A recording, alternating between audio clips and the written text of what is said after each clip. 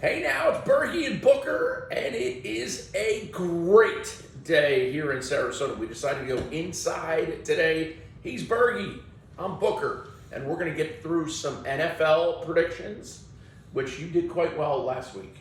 I did well in the games I predicted, just the spreads. I did not do well in the college over-unders, but I did good. I was 2-0 in the NFL. We're going to talk about some hugely relevant college games. But in the NFL, it starts Vikings at Eagles. Eagles are a 6.5-point favorite. And my interpretation of this game is the Eagles' offensive coordinator and defensive coordinator finding a way to win by one. I would take the Vikings to cover that spread, if not win the game outright. But the Eagles are in such a tough spot with injuries and obviously the defections that happen when you go to the Super Bowl. You lose some incredibly talented coaches as well as players, and I think they're going to struggle through that first 4-week quarter of the season. Yeah, I don't disagree with you. We've said it. I've said it a couple times. The first 4 weeks in the NFL are the new preseason. A loss, while it's an NFC loss, but it's not an NFC and your conference loss doesn't kill them. It's Thursday night football, so they play tonight. I've got a busy Thursday. I got Mooney playing Thursday night tonight. Maryland playing. I've got M for Maryland and Mooney for tomorrow. The Eagles, while neither one of us hopes they're going to lose, you think they're not going to cover and they're going to win by one? I'll take that. I would take a 1-point win. 21-20. I don't know that it's going to be high scoring. The over-under is 48. I think that if the over hits, it's because Minnesota scored 31 points. So I'm going to take the Eagles given the points for the sheer fact that it's a short week, and I think our skilled guys are younger. By skilled guys, I think Jalen Hurts can run around a little bit more than Kirk Cousins. For those, but Justin Jefferson's tough. Yeah, I mean, and he's also a player. For those at home, are defensive back skills guys? Yeah, because the Eagles don't have any. Yeah, I'll tell you how you judge. You know who skill guys are. At the end of football practice, if you're not in the fat guy group, and you're not in the second group in the race, but you're in that last group, you're a skill guy. D-backs are in the skill guy. Okay. So it's usually linemen, and then it's usually your linebackers, your tight ends. Your quarterbacks, depending on a long time ago, your quarterbacks there. Now sometimes your quarterbacks are skill guys and can run, and then the rest of the guys are the wide receivers and the D-backs, the fast guys. So yes, D-backs are skill guys. Okay, that's where I worry for the Eagles is they had 3 guys who left in the offseason, then they had 3 guys who just got hurt last week. I feel like they're up against a very talented receiving core for the Vikings, and it'll be interesting to see if they can cover them. Yeah, the other way to judge the skill group is there are no white D-backs in the NFL. So that puts them in the skill department. I don't think there are. I don't. If there are, maybe there's a safety here and there. Yeah. Well, the Eagles just lost one of their guys, Blankenship. Yeah. Who's a defensive back to a rib injury. Let's jump to Sunday. Yep. Sunday might be one of the great football days. The second week, everybody says the most improvement happens between week 1 and week 2. Bills-Raiders. Bills are 9-point favorite because they're mad. So here's you know why people say that? Because coaches are so freaking good in the NFL that they don't really know what they have until they play an actual game. And then they'll fix a lot by week 2. And they'll fix a lot, and the guys will go. Sam Webb, a friend of ours, who was on the Raiders, played last year for the Raiders, and then was on the practice squad this year. He's already with the Carolina Panthers. They signed him yesterday to be a D-back. Because you can, like you said the other day, you can take anybody from the practice squad, so they knew that there was a player out there. So you've got the Ravens and the... It's a huge game. Ravens-Bengals. That's a big game for week 2.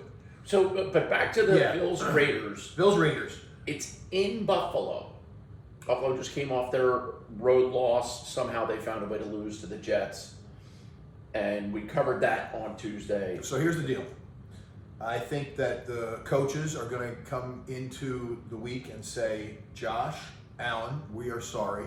We talked to you too much about not running and about throwing, and you threw 12 interceptions in the first week. So if you feel like you have to run. Right.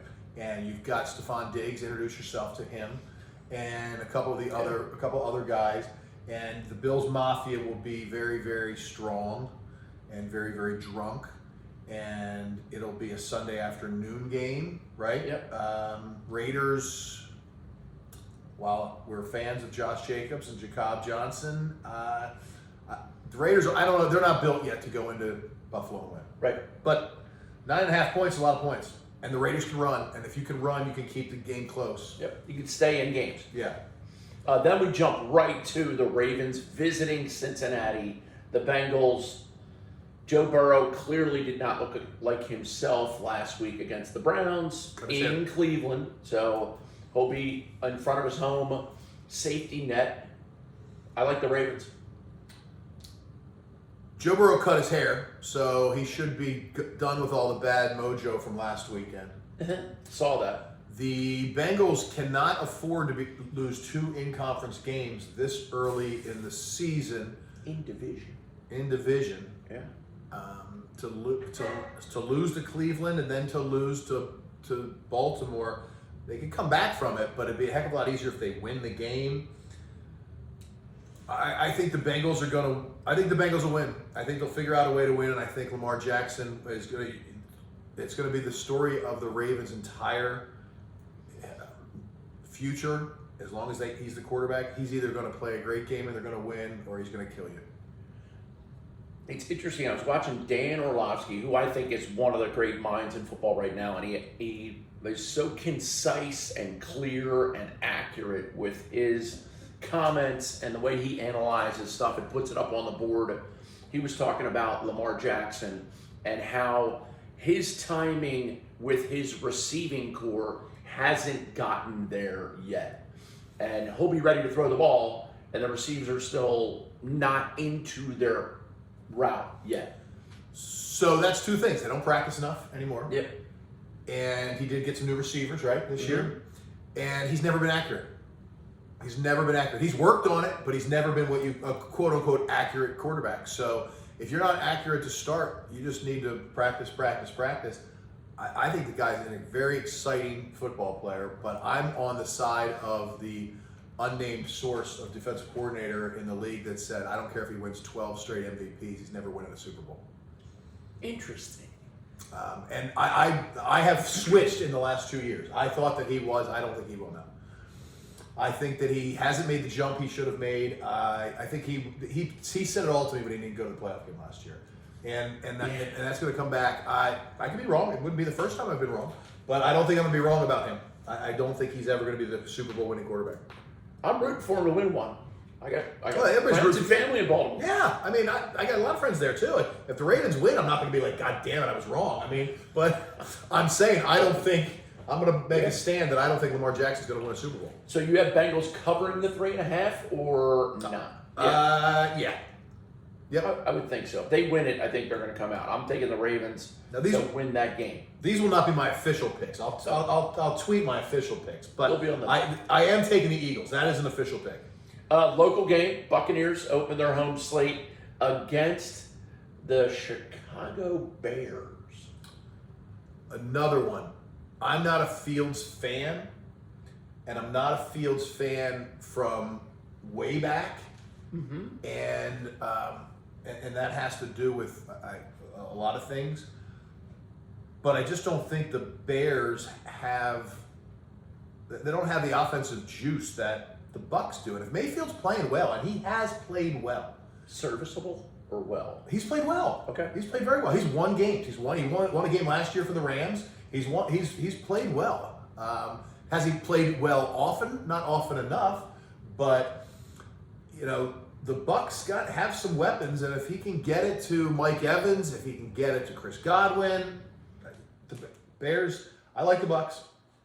I was joking with somebody that Mike Evans should be a defensive back because he can't catch sometimes. He does drop a couple big-time wide-open passes, and then he catches some that are absolutely incredible, and maybe it's a mental thing. Yeah, who knows? There were the one where Brady hits him. I think it was the opening game of the season. It was the first play of the game. First play of the game. He bobbles it 5 times, and then drops it. You can bobble it all you want. Bring it in and go for 6. It was the first play of the first game after a Super Bowl win the year before, and that kind of was like, we're going to do it again. Oh, man. And that's how the season kind of went from the first play. No, never happened. Never made the play. 49ers at Rams. The Niners defense is everything we thought it was going to be. They are a lot of people's pick to win the NFC Championship, get to the Super Bowl. Nick Bosa is absolute stud. Yep. But as usual, when you sit out of training camp and don't do anything and sign late, I think he's tweaked this week. I think I read somewhere where he might have a little bit of a hamstring issue. He's not out yet, but the 49ers should beat the Rams pretty easily.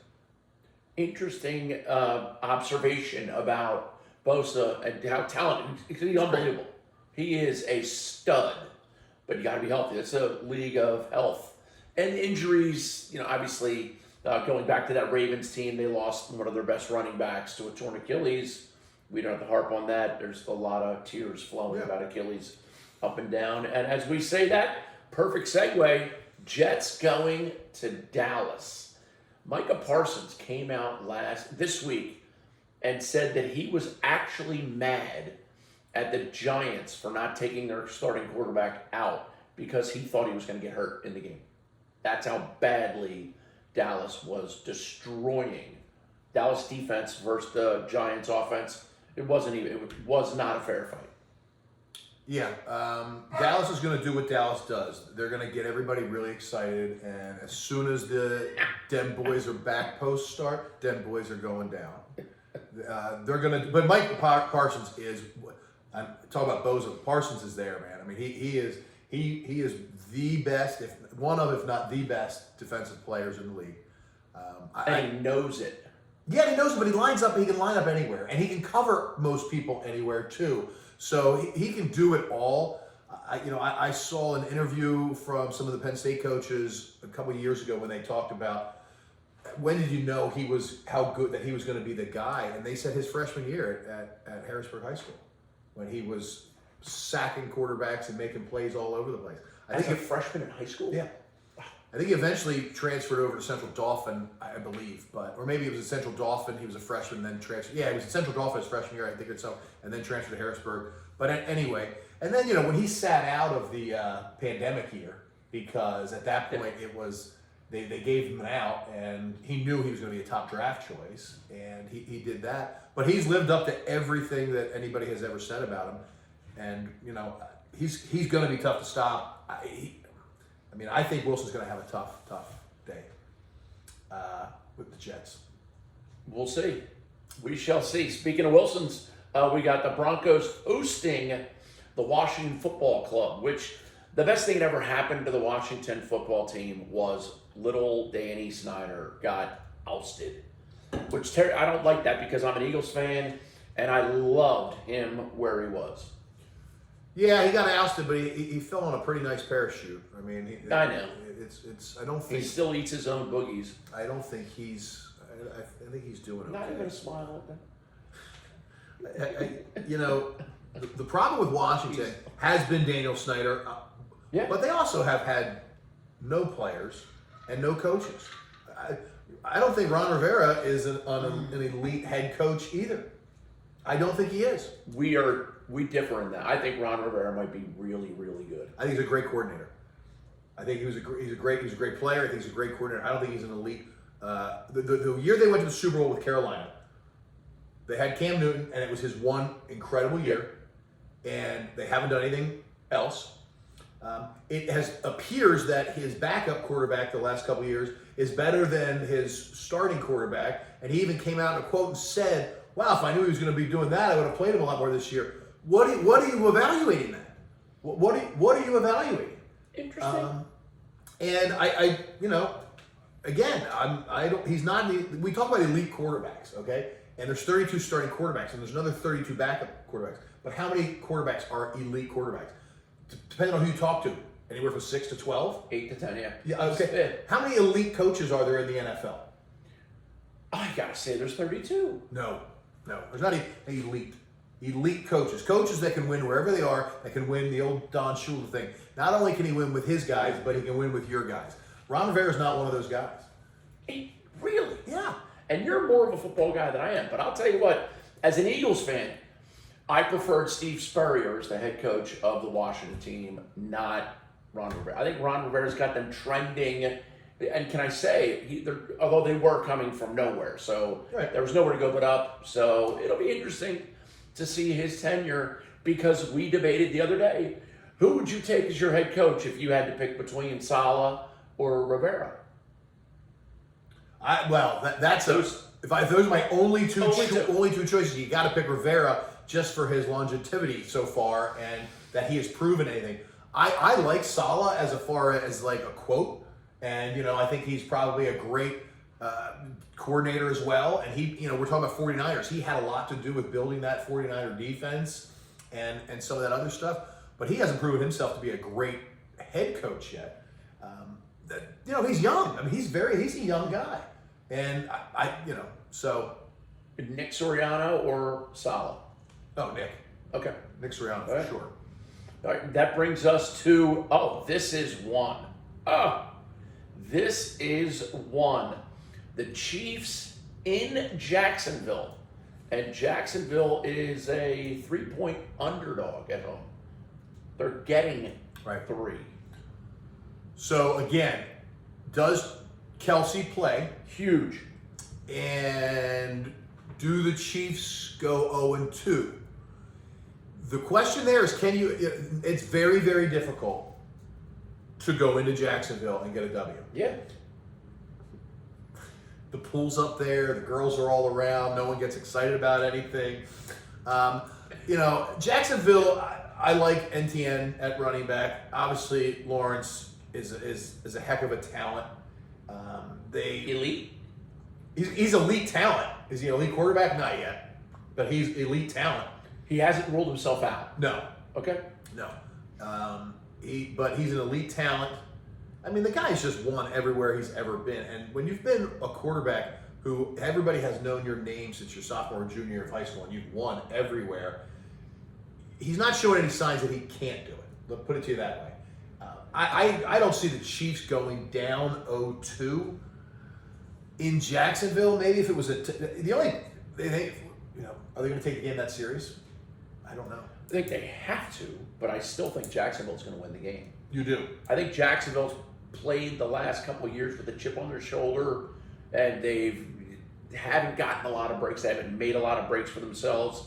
So can they finally find a way to do it this year? And I think they will beat the Chiefs. They're going to beat the Chiefs.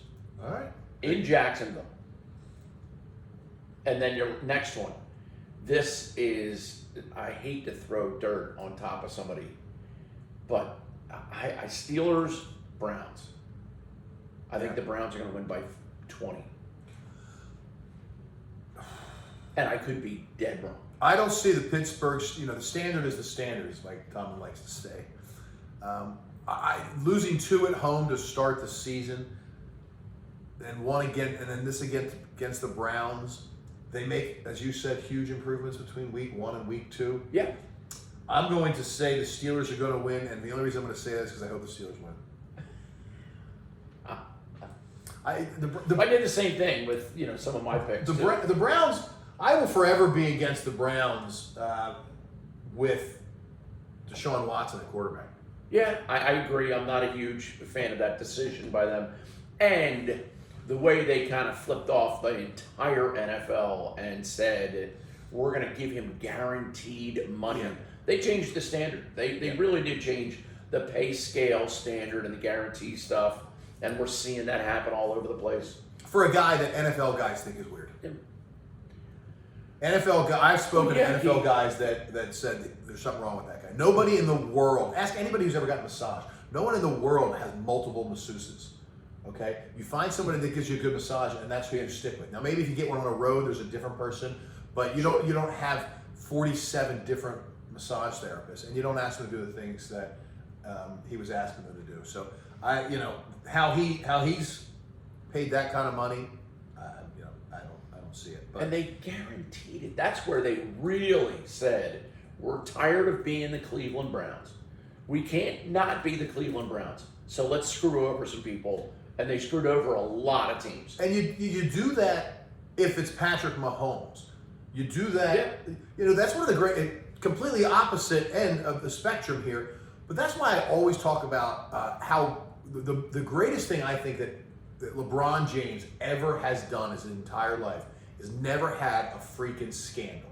He has been the man on the cover of Sports Illustrated since he was in high school. Okay, you can say you like him, you don't like him, doesn't matter. He's never had an issue. Never had an issue. There's never been a problem. And he's been around a long time. Been around forever. I mean, even Kobe had stuff, and Shaq's had stuff, and everybody, all these people, Magic Johnson, freaking AIDS for God's sakes, and there's stories about all these guys, and I'm not judging them all. They're handed millions of dollars at an incredibly young age. I make bad decisions now at my age, let alone if I had unlimited funds. But I mean, the Watson thing is it's creepy. Yeah, it's icky. Okay. It's icky. It's creepy. Yeah, it's a bad taste. It leaves a bad taste in us. So that's for this Sunday. Now we're going to actually tweet out our actual bets after we do a little bit more research, but it is Thursday afternoon. I'm going to go with the Eagles to win against the Vikings.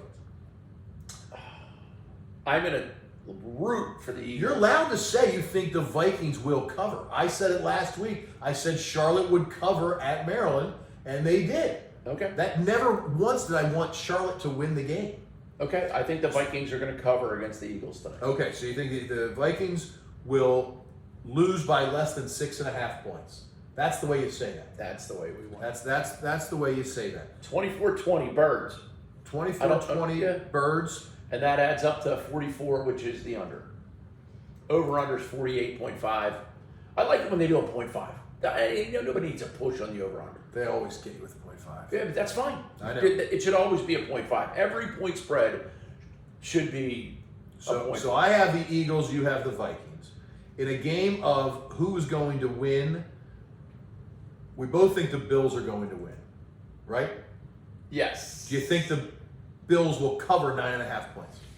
Yes. I think the Bills will lay a hurting on the Raiders. So that's a game I think, again, it's easy to say this when you're not betting money, but I think the Bills kill them, or it's a close game because the Raiders can run, and so that's one. Like if you're gambling, you don't touch that game. It's going to be 20-17 or 40 Yeah, it's Josh Allen's going to go nuts, and the Raiders are going to have a couple of turnovers, and it's going to get out of hand early in Buffalo, or it's going to be just a slaughter knocker. And so that's a game you don't bet if you're a gambler. I mean, unless you're degenerate, you have to bet every single game. But we all know that guy. If you're just looking at 2 or 3 games, Bucks, Bears. Oh, no, you skipped Ravens, Bengals. Ravens, Bengals. I'm jumping in here. Yeah. The same thing you said about Josh Allen, I'm saying about Lamar. I think he is going to just go insane. I think that he's going to run for 115 yards. I think he's going to pass for 280 yards. 2 touchdowns on the ground, 2 touchdowns through the air, and the Ravens walk out of there 31-24. The only reason I like the Bengals is because they're at home, and same thing I kind of said with the Steelers, losing the first 2 games. The Bengals have a lot of pride. I wouldn't touch the game if I was gambling because I think Lamar can do that. I think Lamar is capable of great things. I just don't think it's championship. And, are the Bengals going to lose a second one in a row? So I would say the Bengals will probably win that game, but that's one I wouldn't gamble. Bucks, Bears. Bucks. I think the Bucks. I think they cover. Fast forwarding, Rams, Niners. I think we both agreed Niners. Niners are going to win the game, and I think, Brock Purdy's a pretty neat story. Yeah. Mr. Irrelevant. Mr. Irrelevant. Mr. Irrelevant is the starting quarterback of the team a lot of people have picked to win the NFC Championship and go to the Super Bowl in Las Vegas, which we're hoping to get a sponsor for this year, so we can go to the Vegas. Well played. Yes. Well played. Cowboys destroy the Jets. Yes. And that could be ugly destruction. Yep. Broncos, let's go, Russ. Big fan of Russell Wilson's. Let's get them over Washington. Just that also helps the Eagles. Yep. Chefs, Jags. Are we different here? Yeah. I got the Jags. That's hard because without Kelsey, even if he does come back, he hasn't played. He doesn't need to practice anymore. He's been in the league. Who's Travis Kelsey? He's been in the league. Is he dating Taylor Swift? He hasn't told me if they're actually dating or. I think the big fear there is he does not want to be the next song. Because she already wrote her song. She already wrote it. Yeah. Yeah. You broke her heart. She already wrote a song about things she can't have. It's about me. But I think the Chiefs are going to win. And I'll take the Jags. Hey, listen, we live in Florida. Yeah. I would love for Jacksonville. I would love for Miami, and I would love for Tampa Bay to be like the old school Florida State, Miami. I would love 3 great NFL teams, but it's never happened. It hasn't, but I think the Jags are, and I think Miami Dolphins. They're not on our slate of games, No. but they're very good. They're scary good. Yeah. And the Steelers, I'm taking the Steelers because I want to. There's no facts. There's no rhyme or reason other than I like Mike Tomlin. I love Mike Tomlin. I loved Andy Reid when he was in Philly, and he got to the end of the end. And his last year in Philly was not good. That's, and that's kind of a thing you wonder with today's athletes. And Steve Spurrier said this years ago when he left Florida. And he said, I think there comes a time when you need a new message and you need a new coach. And he said, 12, 15 years at the same university is a lot. And it may be time to move on. And I never thought that equated to the NFL as much. But if you think about it, it should equate to the NFL more because the NFL players last a lot longer than the 4 years the guys are in college. Agree 100%. So, people always call for Mike Tomlin no matter what, and people call for every coach, to be fired. The question is, who's better? And I always say that, who's better? In the NFL, really, who's better? In college, you can always find somebody better. You really can. But the NFL, it's just such a different dynamic to coaching. It's the best of the best, and you're leading grown-ass men that make millions and millions of dollars, and you got to know how to do it. And until Tomlin has that, I would say, couple bad years. I mean, he's never had a losing season. He's never had a losing season in the NFL. Steelers also are very good at holding on to coaches for a 3 coaches in my lifetime. Long time. 3 coaches in my lifetime Yeah. at the Steelers. It's too bad that the Eagles didn't hold on to Rich Kotite. He's the best coach in NFL history. At least if you're paying him. Yes. But you don't want to because you don't want to be your coach. But he will accept like $119,000 to be a head coach in the NFL. Yeah, well, you get what you pay for. Yeah. That was, for those of you who don't know, Rich Kotite was a blue light special. Yes. They found him at Walmart, and he coached the Philadelphia Eagles to like 6 wins in 4 years. Well, yeah. With a great team. Yep. So let's get to college. Okay. So tonight I got Mooney, and then tomorrow night I got Maryland. And this week in college football it's kind of crappy. Yep. There no 2 ranked teams are playing each other. Last week we had 2, none this week. So I figured I'd just kind of go through the Big Ten. You got Maryland, UVA tomorrow night. Maryland is 14.5-point favorites, and I hope they just kill UVA. I know you do, but does the does the bad blood rub enough to keep Virginia in the game? Probably for a little while, and I think there's a lot of animosity. There always has been a lot of. They go after the same kids. They're all going to know each other.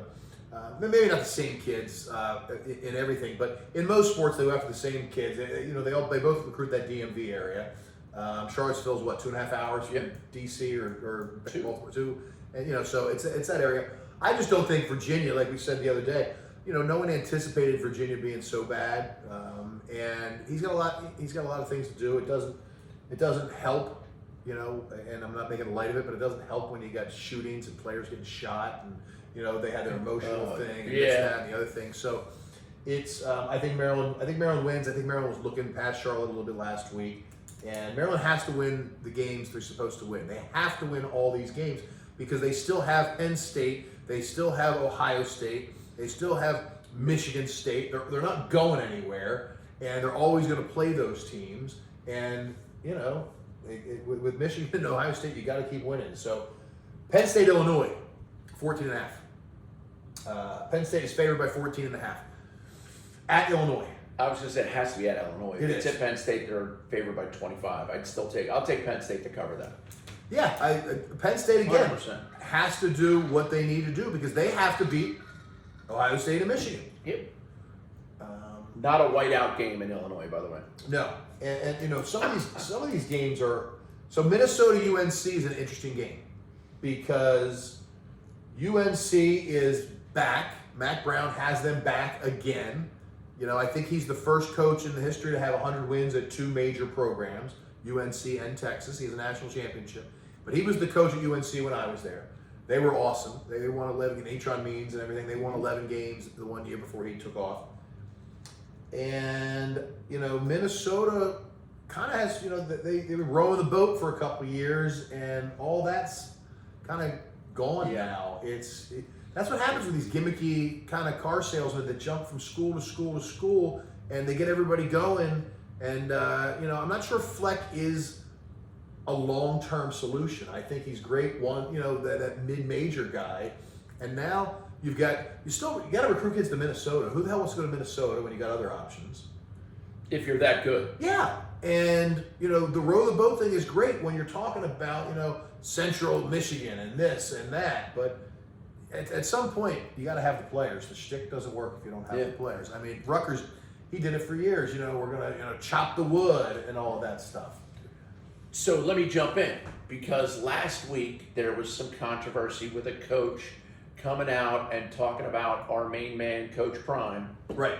And his son stuck up for him in the post-game interview and all that stuff. So this week, the Colorado State coach, who Colorado plays Colorado State, rivalry game in state, and he even said, I don't care if this gets back to Boulder, which he honestly knew it was going to. Yeah. And he said, when I talk to adults, I take off my hat and I take off my sunglasses. Yep. Mike Tomlin coaches with sunglasses on. So was he talking to Mike Tomlin too? Well, coaching, and he said when he talks to adults, I took it more as when he's in his interview. I took it more like when he's speaking to the press and when he's giving his pregame speeches to his team. I don't think Mike Tomlin wears his sunglasses when he's talking to the guys before a kickoff, and I've never seen Mike Tomlin wearing his sunglasses post-game. So that's how I took it. I also took it as, why in the hell would you want to give them any more ammunition than they already have? Because they're going to kick your ass. Yeah. They're going to pound you if at all possible. Oh, they're going to pound him. And I understand the animosity that lifetime coaches have towards Prime. But guess what? Get over it. He's had success. He's going to have success. I think he's exactly what college football needs right now. I don't think I don't think we need 10 of them.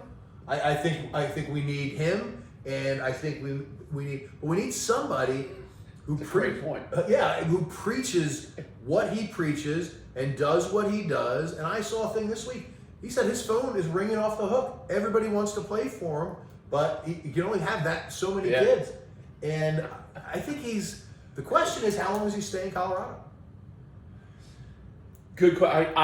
My knee-jerk reaction would be he wants to establish something there, especially with his phone ringing off. The kids want to come play for him, and they want him to say, "I'll be there when you come." So, this is also a neat fact, and this is something in business people should understand. The athletic director did not have the money to hire Deion Sanders, but he did it anyway, and it's a huge gamble, and it's paid off. I mean, sold out arenas, sold out gear. They're 2-0 concessions, everything. So he rolled the dice and he won with Prime. And the question is, what's Prime's loyalty? Is it you gave me an opportunity when everybody was laughing, and what's the job he covets? Because I don't see him at Notre Dame. No. Okay, I don't see him at some of the Big Ten schools. You know what job he covets. He's not going to get to Florida State. This guy's a good. Well, make sure you knew what I was talking. Yeah, he's doing well. This guy. I think that would be the job he would ultimately want, but I don't know. I mean, he's come out and said he's not an alumnus of Florida State because he graduated from HBCU, but he's from Fort Myers, not too far down the road here, and I would think that's where his eventual thing would, unless he's better off going to an SEC school and wants to be in an SEC school. Florida. Yeah, I don't know if a Florida State guy could then go be the head coach of Florida. But I don't know. He went from the 49ers to the Cowboys. So yeah, Steve Spurrier went from Florida to South Carolina. Yeah, but they were nothing.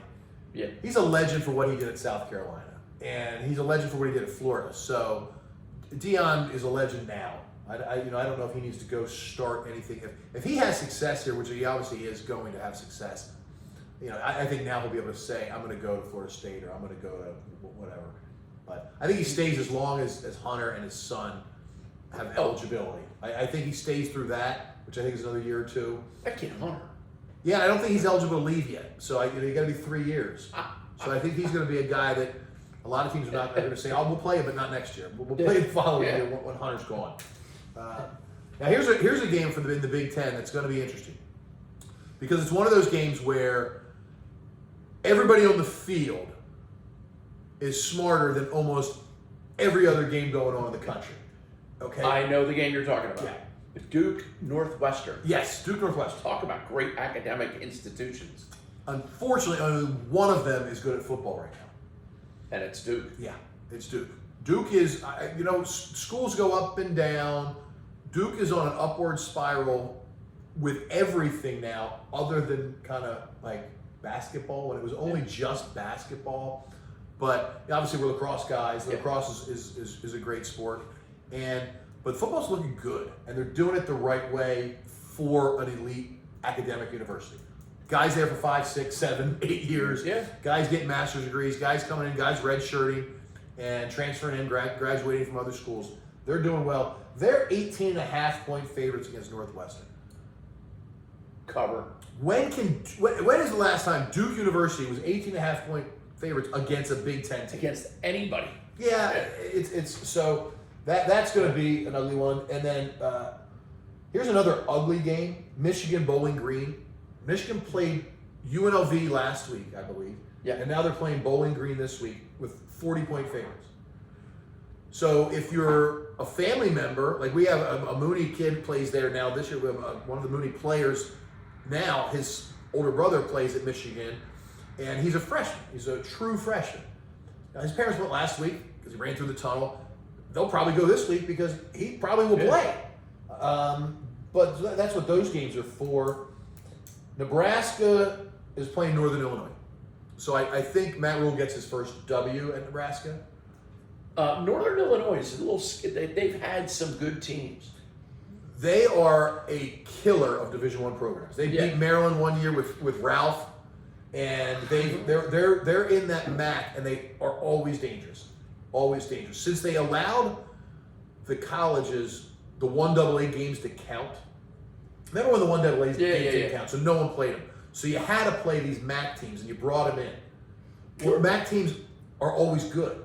Now that the 1AA teams count towards an actual W, no one wants to play the MAC teams anymore because they're good. It's good football. Akron, Northern Illinois, Central Michigan, all those teams are good teams. Awkward moment of last year. You talked about Mac Brown at Carolina getting a big win, and they beat Appalachian State in a nail-biter, and that's Appalachian State. They're one of those one of those, teams that's always good enough to knock somebody off, and they darn near did. Yep. But the awkward moment was ESPN or whatever network it was caught up with Mac Brown this close to Appalachian State's final huddle, like at the end of the game. And they had Appalachian State in the background of the interview of Mac Brown. To his credit, he was like, they're a great team. They really played well. They played their hearts out. Like he has to, or somebody's going to take off their helmet, reach over him or reach out and trip you. Yeah. I mean, he's an old guy. Mac Brown's not young. He's no spring chicken. But it was so awkward that they're like, hey, let's interview the winning coach right next to the entire team that just lost. You know how old Mac Brown is? 70. He's old enough that he could probably run for president. Not bad. Yeah. Not bad. And you know, I love seeing these old guys coming into the locker room and trying to do the dances and everything like that. Oh, God. But yeah. listen, I'm a Mac Brown fan. I like Mac Brown. Who do you like better, Mac Brown or Joe Biden? Mac Brown. Joe's a fan of the show, though. Yeah. He doesn't know he's watching it, but he does like. Mac Brown's a winner. Biden is not. Yeah. I would say that. Mac Brown. Yeah, we're not going to get political, but yeah. I don't think Mac Brown was worried about going to jail. Virginia Tech Rutgers doesn't even have a line yet, and I'm going to say Virginia Tech's going to win that game. Now they may Where get a line. is it at Virginia Tech? I believe it's at Rutgers.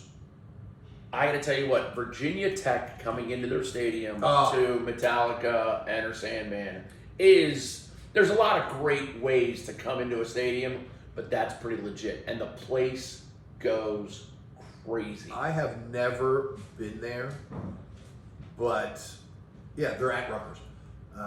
I would love to see it. I would love to experience it. Virginia Tech is, he's got a great line now, the new coach said. We were Clemson before Clemson. And he left Penn State as a defense coordinator, now at Virginia Tech. And when we lived at State College, a lot of people went to Virginia Tech, kids. It's like Penn State in a way that it's in the middle of nowhere. It's an ag school. It makes that whole town. But they do have, that is cool. When ESPN ran that last year, when people were finally in the stands, so to speak, whatever, that first game was on Virginia Tech, and they play Enter Sandman. That was insane. I mean, talk about goosebumps. I was rude. They did it. Unfortunately, I'm a Notre Dame fan. I've had some family work out there, and I respect Notre Dame and their tradition. So Notre Dame was coming to Virginia Tech, and it's a night game. They play Enter Sandman, and the place is through the roof. Right. I don't know how the whole stadium didn't collapse. The bad news is they had to play the football game. Yeah. And Notre Dame had one of those games where they couldn't do anything wrong. And Virginia Tech had one of those games where they really couldn't do a whole lot right. Yeah. I don't know anything about Virginia Tech from a financial standpoint. Do they have the backers and the alumni to stay in the NIL game? I lived in Richmond for 5 years, and it's either UVA or Virginia Tech, and they got alums who care deeply. Oh, I know that. With nice big pockets. They're also one of maybe 2 schools to never have won a national championship in anything. Really? In anything? Not even like softball? No, they've never won a national championship. Baseball? Nope. Interesting. Yeah. It's even Roanoke College has won a national Well, I'm talking of the Power 5 conference. Right. Teams in the conference. Yeah. They've never won one in anything. That is crazy. Yeah, it's nuts. And, that's what it is. Syracuse, Purdue. That's a game no one cares about. Yeah. They're going to play it anyway, though. Yeah, they're going to play it anyway, but no one cares, so we're not going to waste a lot of time on it.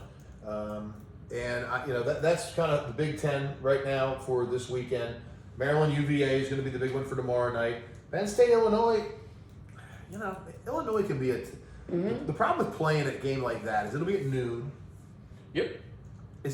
When you're a Penn State, and it kills me to say this, but when you're a Penn State player and you're used to just the electricity of Beaver Stadium and 110,000 people, another 55,000 out in the parking lot, or a Virginia Tech that we just talked about, or an SEC school, and then you go to a school that doesn't have that same electricity.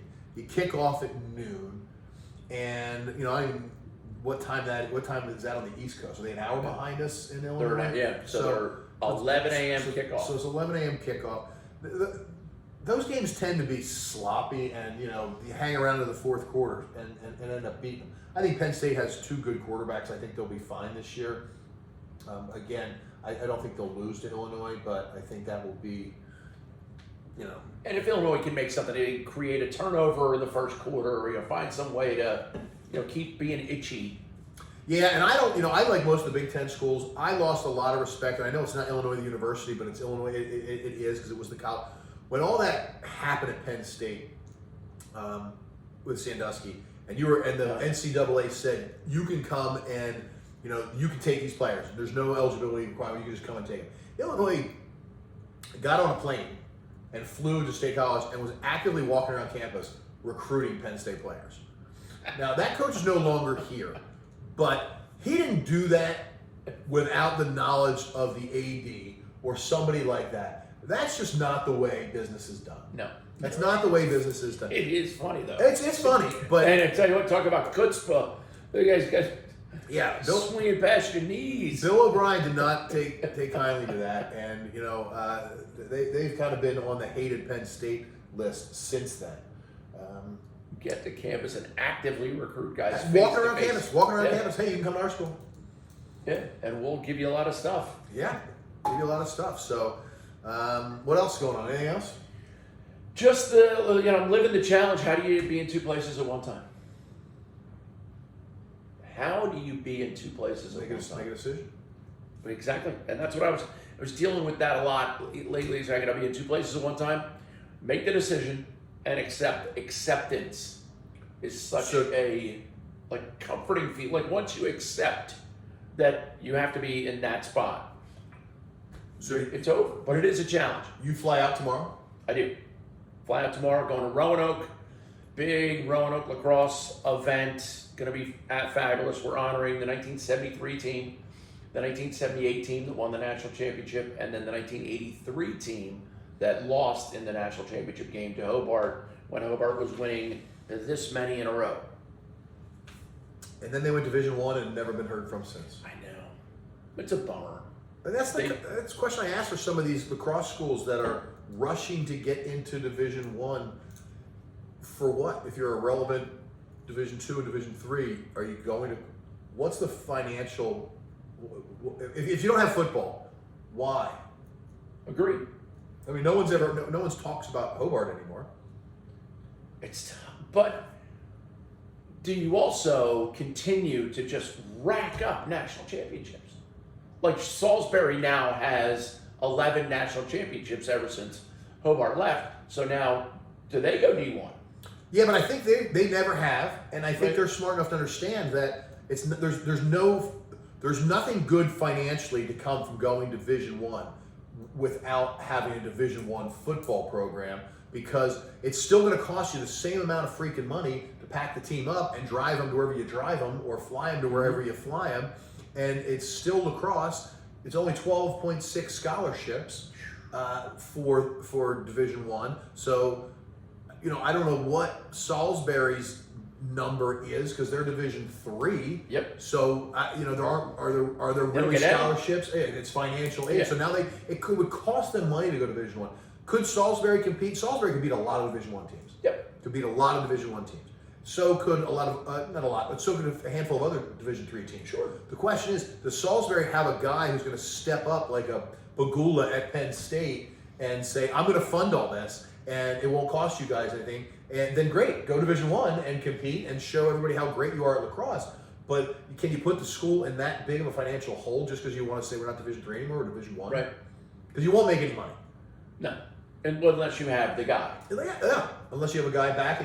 And you also have to tell the guy, not that I've ever been the guy or had to ask the guy to be the guy, but you have to tell him, Bergie, you're going to fund the men's lacrosse program to go D1, and then you're also going to give you're going to equal that donation for all, not each of our other sports, but if you give $10 million to men's lacrosse, you're giving another $10 million to our athletic programs, or the academics, or the science building. Well, you don't have to do that.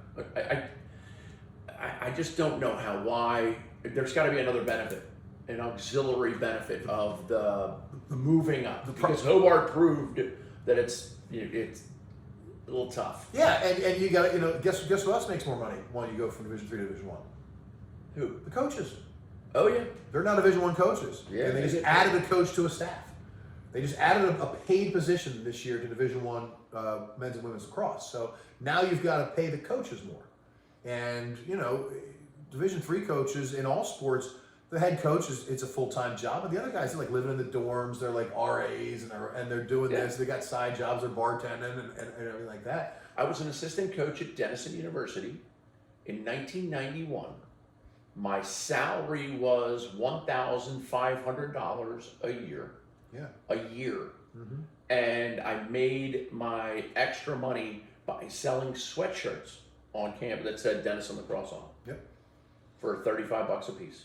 Hoodies, nice. They were actually really nice. And now your bar bill's $1,500 a week. Is that a good place to end it? Thanks for sticking with us, Bergie, Booker. We do what we do. Have a great weekend. Good luck, Cardinal Mooney. The Cougars. There we go. Let's go, Cougars.